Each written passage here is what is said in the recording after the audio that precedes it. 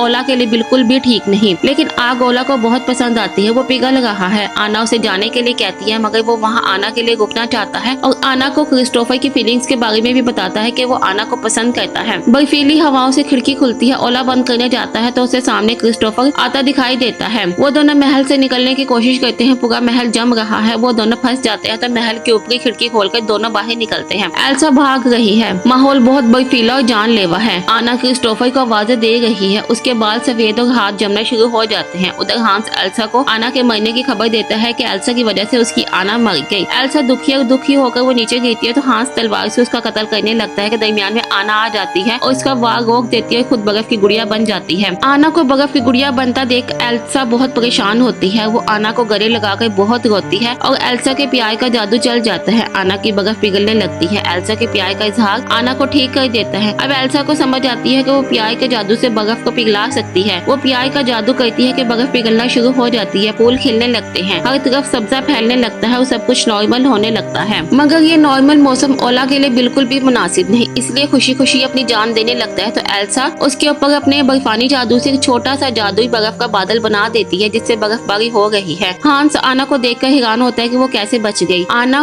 उसकी बहुत इंसल्ट करती है, उसे मारती है और जेल में कैद करके उसे उसकी सल्तनत वापस भेजती है। उधर चगुनगंज के साथ भी एल्सा अपने तमाम कारोबारी ताल्लुकात खत्म कर देती है। आना क्रिस्टोफर को खूबसूरत सी बर्फ गाड़ी गिफ्ट करती है और उसे सरकारी नौकरी का भी बताती है। क्रिस्टोफर बहुत खुश है और खुशी खुशी आना से अपनी मोहब्बत का इजहार करता है और आना भी क्रिस्टोफर से अपनी मोहब्बत का इजहार करती है। सवान और ओला की दोस्ती हो जाती है। इधर एल्सा महल के ग्राउंड को आइसलैंड में बदल देती है और सब स्केटिंग कर रहे हैं। आना को भी स्केटिंग करनी है, इसलिए एल्सा आना के लिए स्केटिंग शूज बनाती है और वहाँ पर क्रिस्टोफर भी सवान के साथ स्केटिंग करने पहुँच जाता है। अब सब कुछ महल में और सल्तनत में ठीक है और सब खुशी खुशी स्केटिंग कर रहे हैं।